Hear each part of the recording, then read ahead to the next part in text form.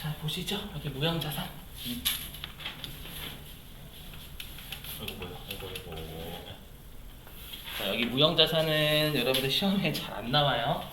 아시죠? 제가 보니까 시험에 출제를 좀 많이 안 했어요. 그래서 좀 필요한 부분만 여러분들이 보시면 되겠습니다. 보시면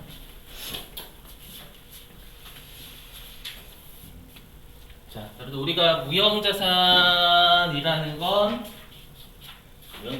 건 사용할 목적으로 가지고 있는 거예요. 그래서 사용할 목적으로 가지고 있는데 형태가 우리가 보이지 않는 거를 무형자산이라고요. 대부분이 다 권리들이라고 생각하시면 돼요. 그 해당 우리 특허권을 가지고 있어야지만 그 특허권을 이용해서 내가 영업활동할 수가 있는 거죠, 여러분들. 그죠? 그래서 이 무형자산은 주로 권리라고 생각하시면 돼요. 근데 회계 2급에서는 무형자산을 좀 잘 안 내는데 회계 1급 이상부터는 무형자산을 좀 그래도 내는 편이니까 좀 대비는 해주셔야 돼요. 그렇죠? 자, 하나씩 해보면 자, 일단 여러분들 무형자산은 장기간이 되겠죠? 1년 넘게 사용하는 거. 그 다음에 물리적 형체가 없고 사용할 목적으로 가지고 있는 거. 근데 우리가 여러분 무형자산이라는 게 눈에 보이지 않다 보니까 특허권 이런 것들 눈에 안 보이죠, 여러분들? 특허권이 어떻게 생기신 건물이나 기기가 어떻게 생겼는지 우리가 알고 있는데 특허권이 어떻게 생겼는지 우리가 모르잖아요. 그죠? 그래서 어떤 표현을 쓰냐면 여기 식별 가능하다라는 표현이 뭐냐면 존재해야 된다는 얘기예요.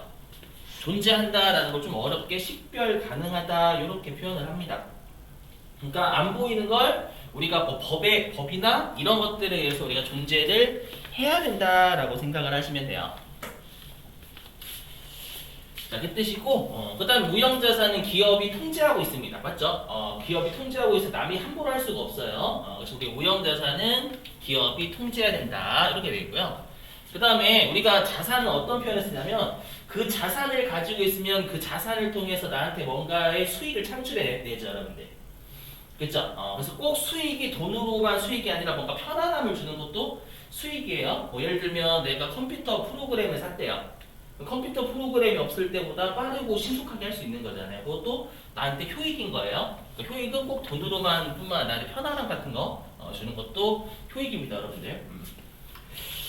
자, 넘어가고요. 그 다음에 이제 우리 시험에 그나마 좀 나오는 게 그나마 이 무형자산의 종류는 꽤 은근 물어봐요. 다음 중 무형자산의 종류가 아닌 것은 물어보니까 여기서는 여러분들이 계정과목만 좀 잡아주시면 됩니다. 해보죠. 자, 일단 영업권. 자, 여러분 영업권은 일단은 일상생활로 설명드리고 회계로 설명드릴게요. 자, 뭐냐면 여러분들이 이 영업권 문제는 시험에 얘밖에 출제를 안 합니다. 여기 뭔진 잘 몰라도 얘밖에 출제를 안 하기 때문에 어떻게 생각하시면 되냐.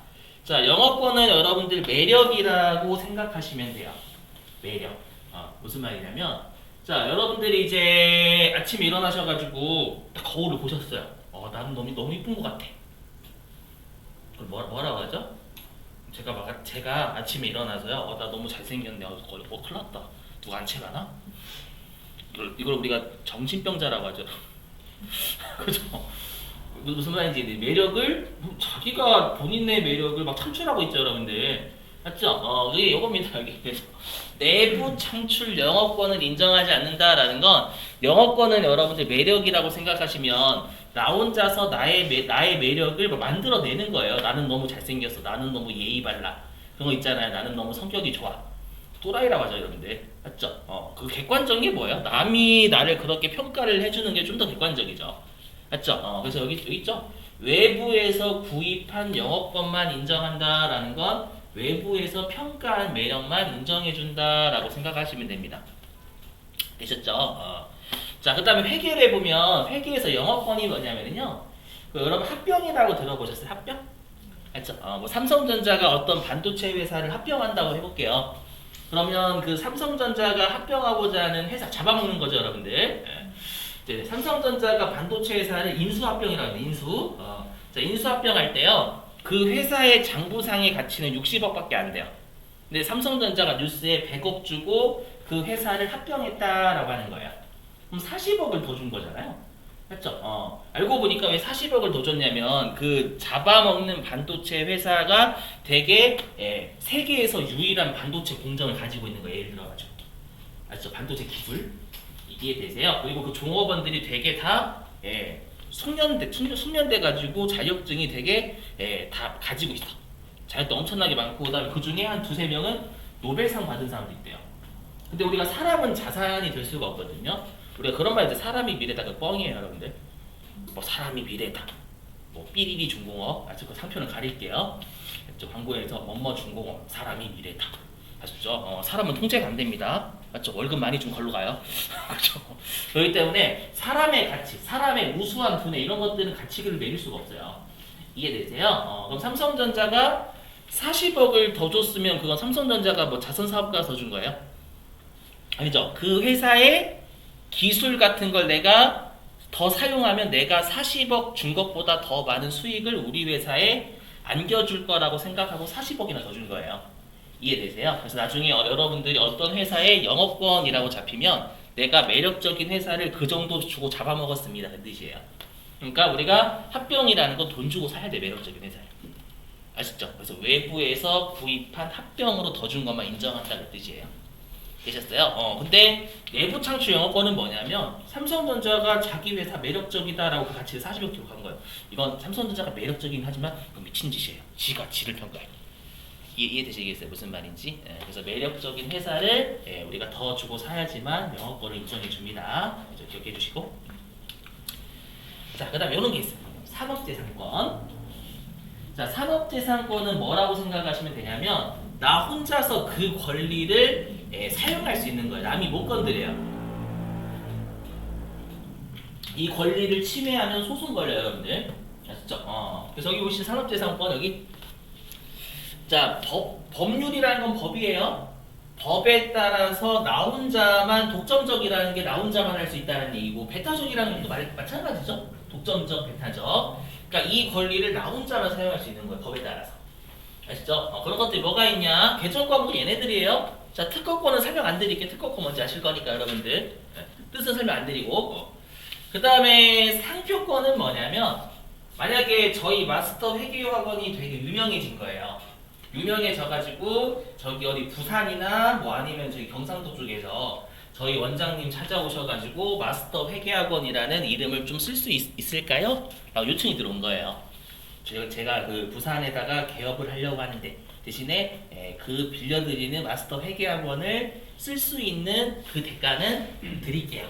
라고 계약을 맺은 거예요. 무슨 말인지 이해되시겠어요? 그러면 우리 원장님은? 비슷한 것 같습니다. 네? 5번의 프랜차이즈하고 조금 비슷한 개념. 네, 그것도 약간 비슷하긴 해요. 맞아. 그래서 그 우리가 상표권을 빌려줬다라고 불러요. 아시죠? 상표권. 프랜차이즈는 상표권. 그래서 프랜차이즈는 물건도 같이 넘겨주는 거죠. 물건도 같이. 그러니까 좀 상표권 그 이름만 쓸 수 있는 것만 하는 거. 자, 그 다음에 실용신앙권, 약간 특허권을 좀 더 실용적이게 하면 우리가 실용신앙권이라는 권리를 좀 부여합니다. 그 정도라고 생각하시면 특허권하고 좀 비슷해요. 단지 뭔가 특허권이 좀 더 실용적으로 우리가 태어나게 되면 실용신앙권이라는 권리를 좀 부여합니다. 그러니까 그 정도? 자, 그 다음에 의장권은 뭐냐면 디자인을 우리 회사가 독점적으로 사용할 수 있는 권리를 의장권이라고 불러요. 뭐 예를 들면 그 코카콜라가 여러분들 그 병 같은 거 보면 되게 휘어 있잖아요. 가운데가. 맞죠? 그 코카콜라 사장님이 아내분이랑 데이트하실 때 그때는 아내분이 되게 데이트하실 때 허리가 가늘었대요. 그 허리 보고 그 코카콜라 병을 만드셨다고 하시더라고요. 거짓말 아닙니다. 그렇죠? 그 디자인을 나 혼자만 사용할 수 있는 권리고 이걸 남들한테 팔거나 아니면 빌릴 수도 있겠죠, 여러분들. 그렇죠? 자, 그 다음에 이제 소프트웨어. 자, 우리 회사가 뭐 한컴 오피스라든지 아니 마이크로 오피스 아니면 컴퓨터 회계 프로그램 이런 것들 구매했대요. 그러면은 구매 안 했을 보다 빠르고 신속하게 할 수 있죠, 여러분들.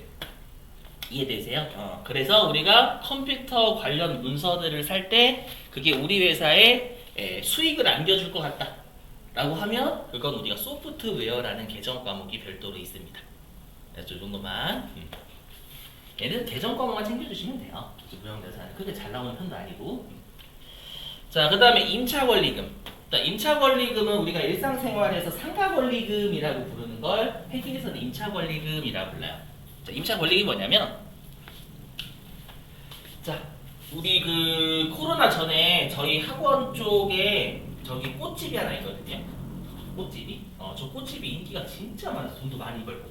왜냐면 이제 남자들이 이제 여자분들하고 이제 술 마시거나 사귀려고 할 때 좀 이렇게 표현을 좀 꾸몄고 열심히 그죠? 여자친구 여자분을 대시하거나 사귀시려고 할 때 같이 이제 한잔 하실 때 그죠? 고백을 할 때 꽃을 선물해야 됩니다. 그래서 거기 엄청나게 늘렸어요. 저 말고요. 저 말고. 그렇죠? 저 돈이 아까워. 그죠? 그래서 꽃을 샀는데 그래도 돈 진짜 많이 벌었어요. 그렇죠? 근데 지금은 이제 코로나 터지고 나가지고 좀 매출이 감소했었을 거예요. 아시죠? 이제 사람이 또 몰리면 매출 늘겠죠. 그렇죠? 그러면 이제 저기 한복판 우리가 저기 한복판 인계동 사거리 한복판이 위치 되게 좋잖아요. 맞죠? 거기에다가 뭐 카페라든지 음식점 같은 거 제가 해가지고 대박이 났어요. 거리가 좋아가지고. 아시죠? 딱 한복판이면 여러분들 우리가 터가 좋기 때문에 사람들이 저기 가볼까? 그러는 거 있잖아요. 그것도 매력이죠, 여러분들. 이해되시겠어요? 자, 근데 제가 기존에 임차인이에요. 근데 제가 그 건물을 내놓은 거예요.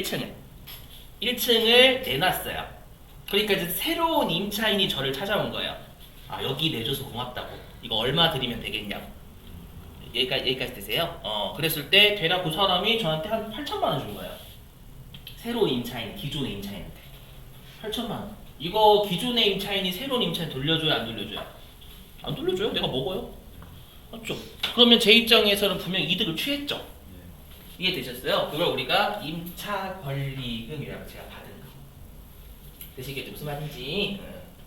약간 영어권 비슷하죠? 얘가 비슷한데 얘는 뭐 뭔가 먹는 게 아니죠. 매력적인 회사를 합병하는 건 아닙니다. 그 차이라고 생각하시면 됩니다. 됐고요. 그 다음에 기타의 무형자산은 시험에 잘 나와요. 뭐 프랜차이즈 뭐 각질한다 그런 표 쓰잖아요, 여러분들. 우리 회사의 물건만 쓸 수 있게 하는 거. 맞죠? GS 하면 우리가 GS 물건만 이용해야죠. 맞죠? 그런 것도 우리가 프랜차이즈라고 하고요. 그 다음에 광업권, 어업권은 독점적으로 나 혼자서 뭐 채굴할 수 있는 권리가 광업권. 어업권은 독점적으로 나 혼자서 어업할 수 있는 권리를 어업권이라고 부릅니다.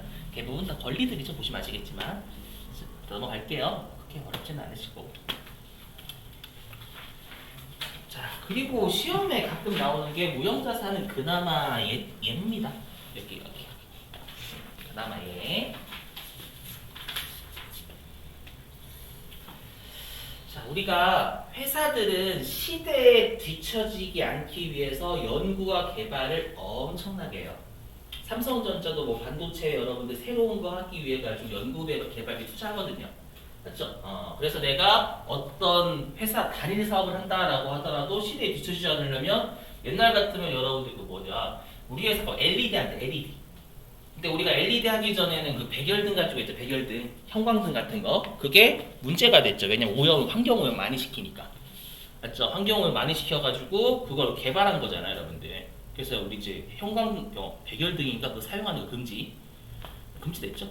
하도 이제 환경을 해쳐가지고 그죠. 그럼 우리가 뒤처지지 않으면 계속 연구하고 개발은 필수예요. 그죠. 그래서 우리 회사가 연구하고 개발 단계에서 쓴 것들을 어떻게 처리하는지를 여기서 보실 거예요. 그렇죠. 보시면 특히 여러분들 연구하고 개발비를 많이 쓰는 업종은 바이오 쪽이에요. 바이오 쪽. 그렇죠. 여기는 한방 성공하면 대박이죠. 대박. 화이자나 모더나 같은데, 그죠? 나머지는 지대고, 나머지는 썼는데, 그죠? 나머지는 썼는데, 그죠? 좀 많이 못 벌었죠, 여러분들 실패하거나, 그죠? 그때 이제 우리나라의 민낯이 좀 드러났죠, 우리나라 그 바이오들, 그죠? 뭐 이렇게 활거참 했더니 이제, 그죠? 끝. 저번에 한번 보니까 연구 그 국가에서 지원한 거 먹고 끝. 그죠? 실패하고 포기할게 이렇게.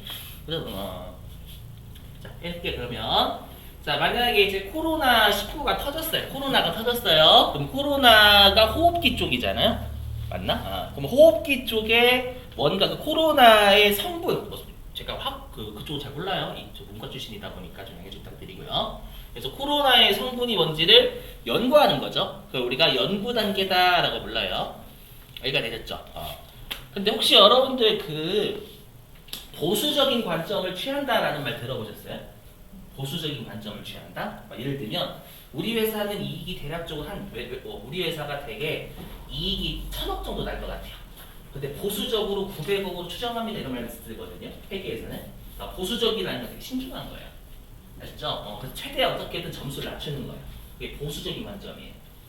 되셨죠? 그래서 회계에서 앞으로 여러분들이 보수적이다라고 하면 최대한 이익을 낮게 잡는 겁니다. 그거 우리가 보수주의라고 합니다. 보수주의. 아시죠? 그래서 뭐냐 보시면 그럼 우리가 연구 단계에서 성공할 가능성도 조금이라도 있죠? 맞죠? 유력할 수도 있는 거잖아요. 거의 가능성이 0.0000001%지만 맞죠? 근데 연구 단계는 보수적으로 보면 무조건 실패한다고 봐요. 맞죠? 초창기 활동인데 성공할 가능성 거의 없죠. 맞죠? 근데 거의 없는데 아예 실패한다고 간주를 해버려요. 회계에서는 보수적인 관점에서. 맞죠? 그래서 연구 단계에서 비용 처리하는 개정 과목을 연구비라고 불러요. 알겠죠? 외워주시고. 자, 그 다음에 개발 단계는 대략 한 임상 1상 중간에서 한 3상 정도가 되겠죠, 여러분들? 그죠? 우리 회사가 신약을 개발한다라는 건 초창기는 아닌 거예요. 어느 정도 우리가 뭐 2상이라든지 좀 3상 정도 왔었을 때, 그렇죠? 자, 우리 회사가 임상 3상에서 3상을 여러분들 통과하게 되면 그때부터는 여러분 대박이거든요. 임상 아마 제가 3상이 끝인 걸로 알고 있어요. 그렇죠? 그래서 임상 3상에서 유의미한 결과를 얻었대요. 그러니까 우리가 환자를 거의 한 3상에서 몇천 명인가? 한다고 하더라고요. 투여를 해가지고 유의미한 결과를 얻으면 승인을 해줘. 각 나라의 식약처에서. 그렇죠? 특히 가장 권위 있는 데가 미국 FDA잖아요. 여러분들. 그렇죠? 거기서 승인을 얻었대요. 그럼 날 대박 난 거죠, 여러분들. 우리 회사. 그렇죠? 그 약만 팔면 엄청난 대박을 얻겠죠. 수익을 얻겠죠, 여러분들. 이해되세요? 그럼 개발 단계에서 우리가 자산의 요구 만족한 거죠. 경제적 효익이 들어오니까. 맞죠? 근데 얘는 좀 개정 과목을 좀 만들어신 분이 좀 잘못 만드신 것 같아요. 뭐냐면 이렇게 개발 단계에서 성공 가능성이 매우 높아가지고 우리가 자산 처리하는 개정 과목을 개발비라고 불러요. 이건 좀 짜증나요, 저도. 유일하게 B자로 끝나는데 자산이 내가 개발비예요. 좀 외워주세요. 개발 자산이라고 좀 하면 좋은데 개발비라고 고착화가 됐어요. 다시 좀 외워주시고요. 아셨죠? 외워주세요, 여러분들. 자, 근데 우리 회사가 임상 2상에서 실패하거나 아니 3상까지 왔는데 환자가 좀 부작용이 좀 심하대요. 우리가 3상에 성공하려면 거의 부작용이 없어야 되거든요, 많이. 그렇죠? 근데 부작용이 있다 보니까 실패한 거예요. 그럼 그냥 쓴 거죠, 비용. 맞죠? 그럼 그때 우리가 개발 단계에서 실패하거나 그래서 그냥 쓰기만 한 걸 비용 처리하는 개정 과목을 우리가 경상개발비다라고 불러요. 여러분 경상이라고 들어보세요. 경상? 경상이 뭘까요? 경상도? 재밌었고 경상? 이 일상을 경상이라고 불러요. 일상. 우리가 계속 반복적인 걸 경상적이다라고 표현하거든요. 그러면 이 뜻은 뭐냐면 계속 반복적인 개발과 관련된 비용이다 그 뜻이에요. 얘는 정말로.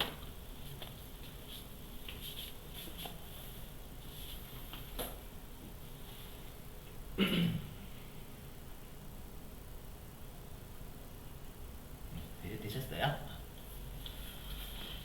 잘했고. 자, 그 다음에 가끔씩 시험이 어떻게 되냐면 이거를 보시면 자, 연구 단계와 개발 단계를 구분할 수가 없대요. 애매한 거죠, 여러분. 초창기 활동도 아니고 그렇다고 어느 정도 진전된 단계도 아니고요. 알죠? 뭐 대략 한 임상 1상 초기 이 정도? 알죠? 구분할 수 없으면 뭐로 보냐면 주의하실 게 연구 단계로 보지 개발 단계로 안 봐요. 왜 그러냐? 여러분들 우리가 개발 단계로 보게 되면 자산으로 잡힐 여지가 있거든요. 근데 연구 단계로 보면 무조건 비용이잖아요. 무조건 비용으로 잡히는 게 보수적이에요. 그죠? 만약에 우리가 자산으로 잡히면 자산하고 이익은 비례관계였잖아요. 그래서 개발 단계로 보게 되면 자산이 늘어서 이익이 늘 수도 있으니까 무조건 이익을 줄이는 비용으로 보는 연구 단계로 가야지만 보수적인 관점을 취하는 거예요. 이해되시겠어요? 그래서 조심하실 게 이거 개발 단계로 본다라고 장난을 좀 치거든요. 아시죠? 연구 단계로 봅니다, 여러분들. 외워주시고. 가겠습니다.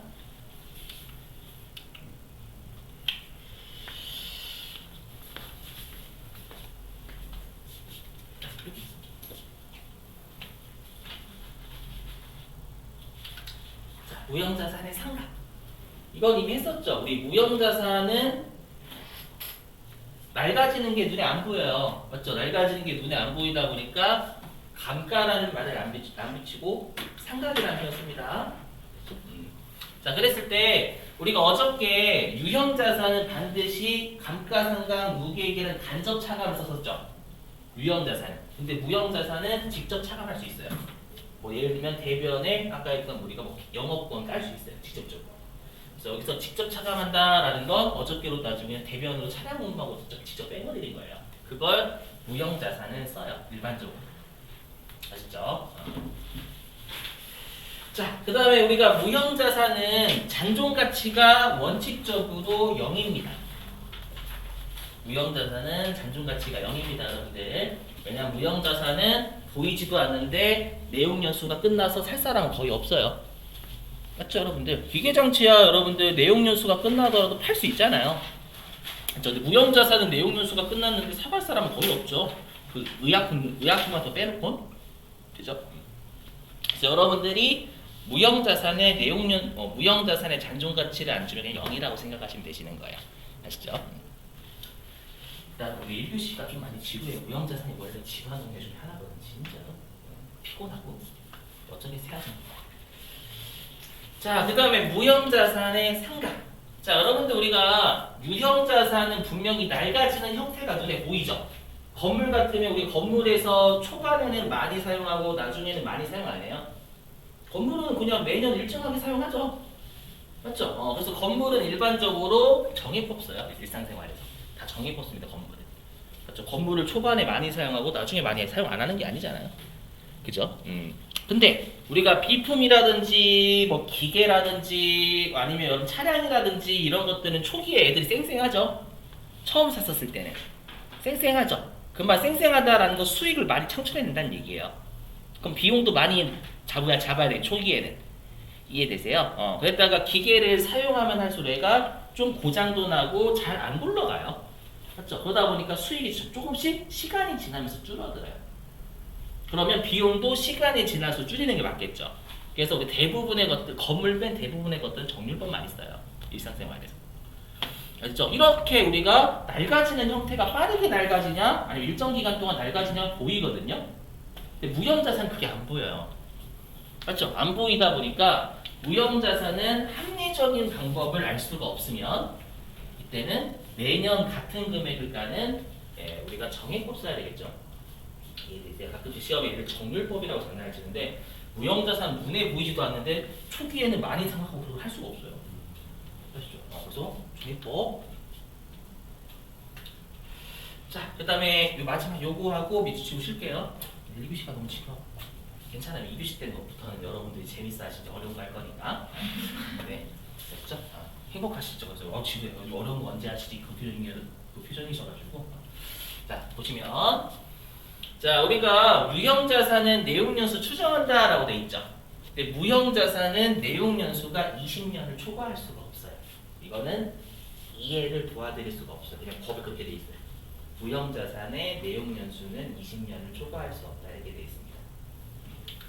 근데 우리가 내용연수라는 게 나한테 수익을 안겨주는 기간이었죠.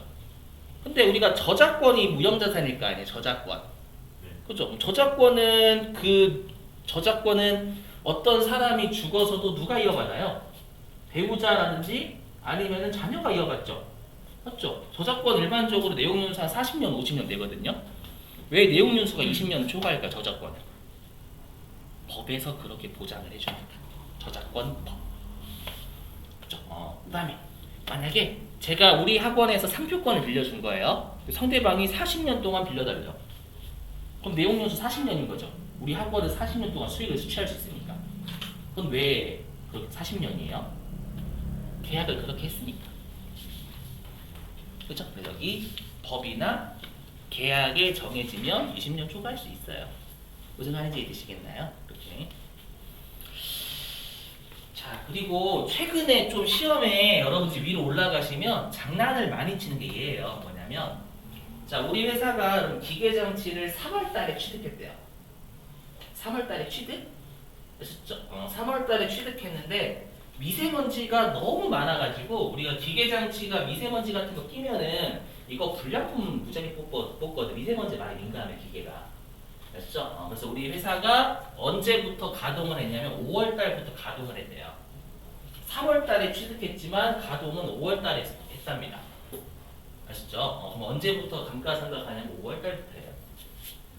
사용 가능한 시점부터 취득한 시점이 아니에요. 이해되세요, 여러분? 그렇죠? 시험에 그러니까 왜 이런 걸 내는지 모르겠는데 자산은 우리가 감가상각 자산은 취득한 시점부터 상각한다고 틀려요. 그렇죠? 사용 가능한 시점부터 상각한다 이렇게 되어 있습니다. 방금 사례가 그 예예요. 거친 대부분이 취득한 시점부터 사용 가능하죠. 그렇죠? 근데 예외적으로 그런 변수들이 있단 말이에요.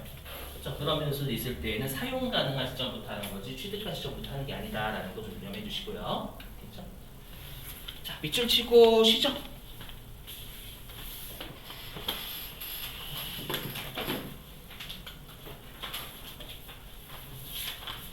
자, 교재 어디로 가주시냐면 135페이지.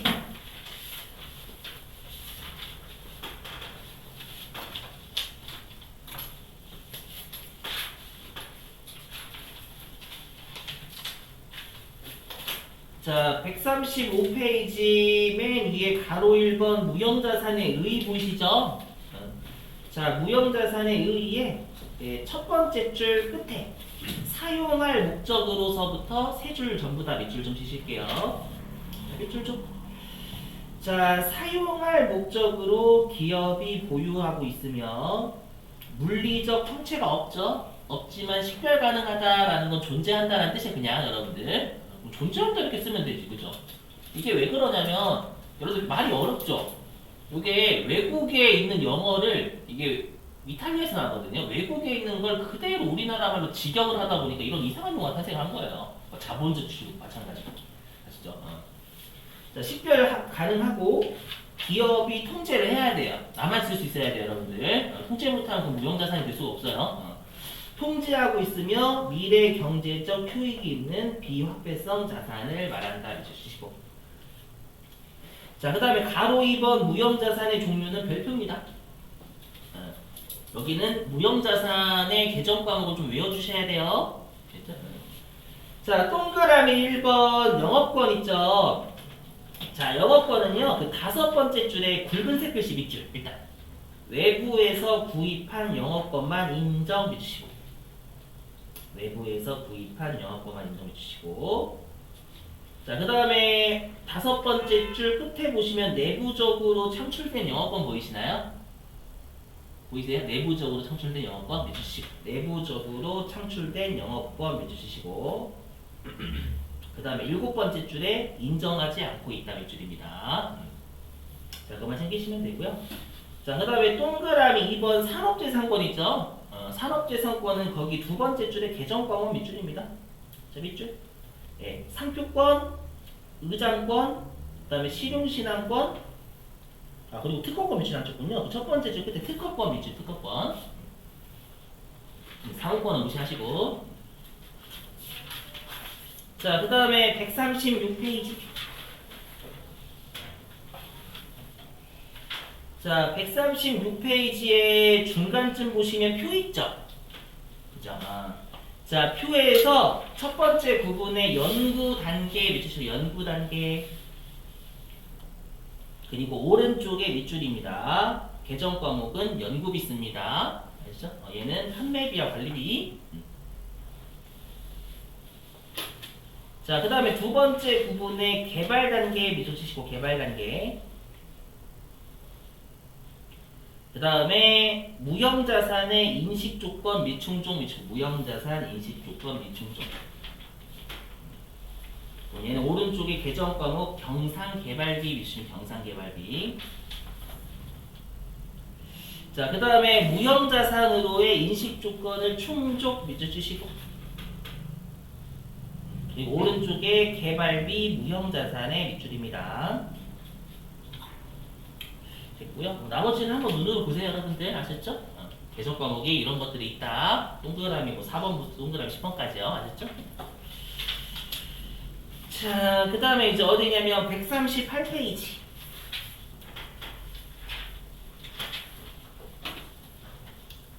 자, 138페이지 네모 3번 무형자산의 삼각 있죠? 네. 자, 무형자산의 삼각에서 어디냐면 첫 번째 부분에 삼각 대상 금액 있을 거예요. 거기에 첫 번째 줄 끝에 무형자산의 잔존 가치는 없는 것을 원칙으로 한다 해주시고, 무형자산의 잔존 가치는 없는 것을 원칙으로 한다 해주시고, 그 다음에 두 번째 부분에 삼각기간 있죠? 두 줄 다 밑줄입니다. 자, 법령이나 계약에 정해진 경우를 제외하고는 20년을 초과할 수 없으며 삼각은 자산이 사용 가능한 때부터 시작한다. 아주 취득한 시점 아닙니다, 여러분들. 말장난. 자, 그 다음에 세 번째 부분에 삼각 방법 있죠? 두 줄 다 밑줄. 자, 합리적인 삼각 방법으로 하되 영업권과 합리적인 삼각 방법을 정할 수 없는 경우는 정액법을 사용한다. 정액법이 정률법으로 장난을 쳐요. 조심하시고. 자, 그 다음에 네 번째 구분에 회계처리 있죠. 회계처리는 여러분 직접법의 동그라미 치면 직접법의 동그라미. 자, 직접법 분계 보시면 차변에 우리가 유형자산은 감가상각비라고 했었죠. 근데 무형자산은 차변에 무형자산 상각비라고 돼 있잖아요. 요게 감가상각비를 무형자산에서 무형자산 상각비라고 불러요. 그래서 외워주시고. 자, 됐습니다. 그럼 관련된 문제 풀고 쉴게요. 별로 문제가 없어서 무형자산. 자, 90회입니다. 90회.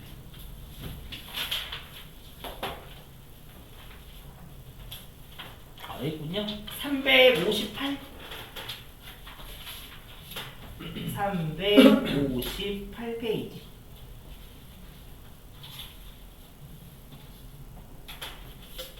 자, 358페이지의 8번. 자, 읽어보죠. 다음 내용을 모두 포함하는 개정 과목은 무엇인가? 자, 첫 번째죠. 기업의 영업활동에 장기간 사용되며 기업이 통제하고 있다. 두 번째죠. 물리적 형체가 없으나 식별 가능하다. 보시죠. 이 두 번째 점에 힌트가 있네요. 식별 가능한 하지만 물리적 형체가 없다. 그죠? 그 다음에 세 번째 점. 미래 경제적 효익이 있다. 몇 번일까요? 1번. 그렇죠. 1번입니다. 시공신앙권의 무형자산 개정 과목이잖아요. 그죠? 우리 식별 가능하다라는 표현은 무형자산에만의 특징이에요. 되셨죠? 자, 됐습니다. 자, 10분 쉬었다가 그 다음에 2교시하고 3교시는 워낙 중요한 것들이에요, 여러분들. 아시죠? 그래서 2교시하고 3교시면 좀 주무시면 안 됩니다. 자, 10분 쉬었다가 7시 50분에 시작할게요. 10분 쉬시죠.